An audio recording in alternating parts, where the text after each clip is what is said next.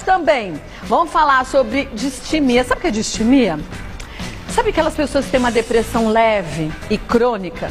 Vive com um humor meio assim alterado, um mau humor, não tem vontade de fazer nada, mas não chega a ser uma depressão daquela profunda, mas é uma depressão crônica. Hoje, o doutor Leandro vai conversar com a gente, o doutor Leandro Teles, que é neurologista, vamos falar sobre distimia. Então, esse tipo de depressão, é legal que você comece a mandar suas perguntas também, né? Tipo suas dúvidas sobre saúde. Hoje, o doutor Leandro Teles está com a gente, vamos falar de distimia. Comecei dizendo, né, que é uma depressão crônica mais leve. Tudo bem, doutor? Como vai? Vou bem, e você? Eu tô ótima, graças a Deus. Parabéns. Obrigadão. Agora, tem muita gente que fala assim, mas o que é uma depressão leve? Como saber o grau dessa depressão? É difícil? Só um médico consegue identificar? Um médico com traquejo, com experiência, consegue identificar. Agora, para o público leigo, para as pessoas, para os familiares, é muito, muito difícil. A gente lembra daquela depressão clássica, quando a pessoa está bem e cai em depressão, né? Agora, a distimia é super comum, em torno de 6% da população, é muito frequente. É uma depressão mais leve, é uma alteração do humor que a pessoa fica mais irritada, mais mal-humorada, é tida como uma pessoa difícil, às vezes rabugenta. Mas sem motivo. Sem motivo, ou porque você tá bem, de repente, cai. Não é que é sem motivo, porque se você for buscar motivo para a sua infelicidade, você vai sempre encontrar. A verdade é que é uma infelicidade crônica, a pessoa tem uma dificuldade em perceber prazer. São pessoas mais negativas, mais pessimistas, e aquilo é crônico. Tanto que para fazer diagnóstico, a pessoa tem que ter pelo menos 2 anos de história. Tudo isso? É uma coisa bem arrastada, crônica, e isso atrapalha, porque a pessoa acha que ela é assim. Eu sou assim mesmo, um pouco infeliz. É meu jeito, né? Eu tenho um vazio dentro de mim que não consigo preencher. A pessoa não é incapacitada, igual na depressão. Ela consegue trabalhar, consegue fazer uma coisa ou outra, mas ela nutre sempre uma insatisfação, um buraco. Mas é aquela pessoa que é desagradável para os outros conviverem com ela, ou não? Às vezes ela é desagradável. Por quê? Porque as pessoas que gostam dela querem que ela fique feliz, que ela ia agradar. E fala, nossa, mas você não fica bem com nada, né? E ela também se frustra com isso. Eu queria ficar, não é culpa minha, né? Então, geralmente é uma pessoa que socialmente não vai tão bem. Porque ninguém quer uma pessoa, às vezes, mal-humorada ou reclamona perto de si, né? As pessoas com distimia, elas são tidas assim como pessoas mais chatinhas, mais mal-humoradas, difíceis de agradar. Parece que nutre um pessimismo crônico, né? Para ela é a dificuldade de buscar, às vezes, um sentido para a vida, um buraco, né? É um humor mais depressivo. Já acorda assim, já amanhece assim. Né? Mas o que acontece? É a química cerebral que é alterada? É a química cerebral. É uma doença que até pode piorar ou ser desencadeada por problemas de vida, mas muitos têm de forma biológica. Então o cérebro não funciona bem. As vias da serotonina, que baixam ali a ansiedade, que dão um pouquinho de colorido, elas funcionam mal. Ela tem mais dificuldade. A via da dopamina funciona mal. Então a pessoa não tem aquela recompensa cerebral.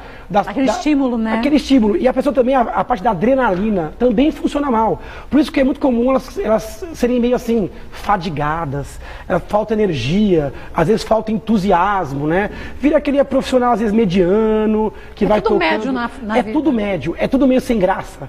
E a pessoa vai tocando a vida.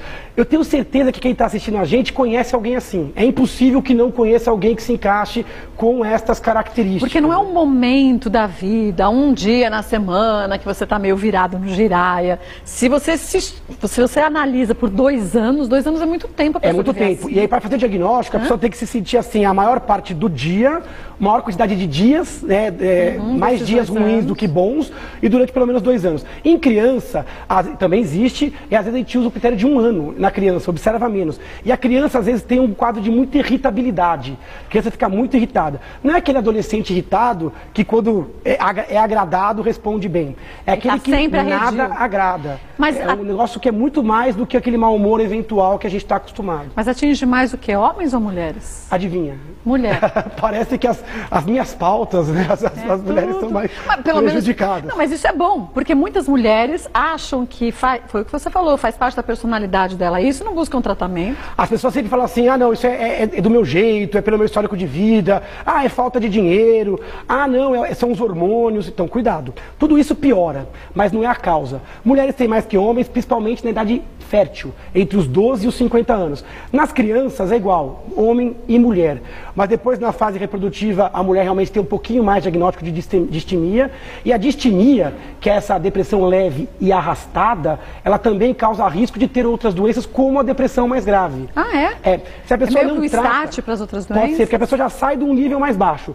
A chance de alguém com distimia sem tratamento em 5 anos ter uma depressão clássica, né, aquela onde a pessoa tem uma tristeza profunda, às vezes não consegue nem trabalhar, nem sair do quarto, é em torno de 70%. Se você não tratar, em 5 anos, 70% pode ter o diagnóstico de depressão. A gente chama de depressão dupla, a distimia mais a depressão clássica. Mas aí a psicoterapia não pode ser usada sozinha, né? Porque já que falta química cerebral, você tem que repor isso tudo. O tratamento não é fácil, mas ele inclui sim alteração da química cerebral na grande maioria dos casos. Então o remédio ele é sim importante. Agora a psicoterapia ela vem somar, ela ajuda. Psicoterapia e remédio é uma das coisas melhores, aliada à mudança do estilo de vida. Então, e muita coisa da sua vida. Né? E às vezes aceitar. Só de você falar que aquilo tem nome, já ajuda pra caramba. Verdade. Porque a pessoa acha que ela é assim, que ela é diferente, ela é um peixe fora d'água. Só de você dar um nome, uma explicação, a pessoa já se sente bem, já é terapêutico. Só de falar que aquilo realmente não é causado por outra doença mais grave. E lógico, remédio que tem que ser personalizado, terapia e mudança do estilo de vida, provém sim melhora. Olha, a gente tem uns mitos e verdades para você conseguir entender bem esse assunto que hoje a gente escolheu distimia. Só resumindo, é uma depressão leve e crônica. Mas a leve também é relativo, porque tem gente que se sente durante 2 anos tão mal, que para ela parece que é muito maior esse problema, né? É uma doença que judia, ela tira a felicidade, da sua vivência, das suas memórias, né? E ela abre a porta para a obesidade, para a frustração, para a insônia. Né? Então a pessoa, às vezes, aquilo é a ponta de um iceberg que pode sim complicar. Vamos para o primeiro mito e verdade? Vamos ver qual é. A maioria das pessoas com distimia nunca receberam um diagnóstico. Verdade. Verdade? A grande maioria. E por isso que a gente está aqui hoje, para falar de distimia, para você consultar o seu médico e perguntar para ele. Porque não recebe. Passa como uma pessoa meio rabugenta. Você é chato, você é rabugento, nada te agrada. Intolerante. Parece que isso é um traço da personalidade. Porque ele é tão crônico, mas a pessoa nem se lembra de como era diferente. Então ela fala, não, aconteceu alguma coisa que me chateou e eu fiquei assim. Na verdade não, é uma doença que está instalada. Como que a gente sabe isso? Porque tratando, a pessoa volta, melhora. A pessoa não desce um degrau como na depressão, que ela está aqui, desce um degrau. É como se ela descesse uma pequena rampa. Ela desce um pouquinho. Sem perceber. E ela fica funcionando num nível abaixo. O que é pior, porque não busca ajuda, né? Muito pior, porque o caminho de volta passa pelo reconhecimento dos sintomas. Então se você conhece alguém assim, é hora de chegar e falar assim, olha... Eu vi lá no programa Mulheres, acho que você tem distimia. E às vezes não precisa nem ser um ultra especialista, um clínico geral, ginecologista, já pode auxiliar, médico né? Psiquiatra. Então pode ajudar a pessoa. Né? Vamos para mais um mito ou verdade? Vamos lá. Qual é o próximo? Sintomas físicos são infrequentes quando ocorrem, são sinais de outra doença. Volta, a gente vai saber se é uma verdade ou não. Voltando com o Dr. Leandro Teles, sintomas físicos são infrequentes, quando ocorrem são sinais de outra doença. Isso muita gente tem dúvida, né? Muita gente às vezes sente alguma coisa física e procura o médico errado. Então, na verdade, isso aqui é um mito, né? Isso aqui é mentira. Na distimia, os sintomas físicos são muito frequentes. Mas quais seriam? Então, alteração gastrointestinal, dor de estômago, empachamento, intestino solto ou preso, aquele intestino irritável, insônia. Então, sonolência excessiva diurna, dificuldade de dormir à noite, pode ser sintoma de distimia.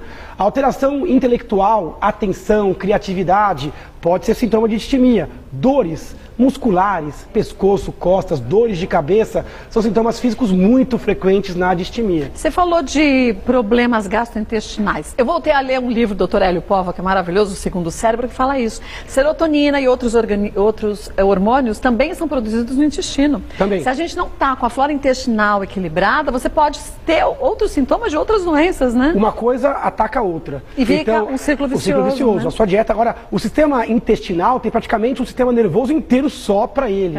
Então é muito comum. O cérebro ele comanda todo o sistema endócrino, todo o sistema de hormônios, todo o sistema imunológico, quem comanda aqui, ó. Então, às vezes você tem, tô tendo muito resfriado, muita gripe, às vezes o problema tá aqui na cabeça. Então, na verdade, é tudo integrado.